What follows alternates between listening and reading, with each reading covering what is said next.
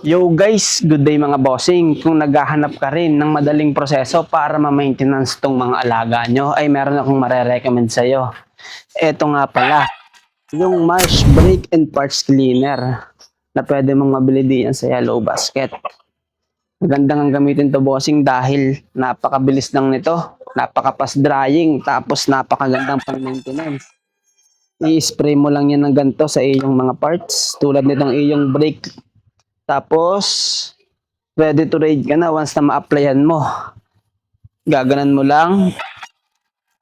Tapos dito, bukod-bukod nga sa rotor o brakes mo, ay pwede mo rin itong i-apply dito sa iyong drivetrain. Tulad nito.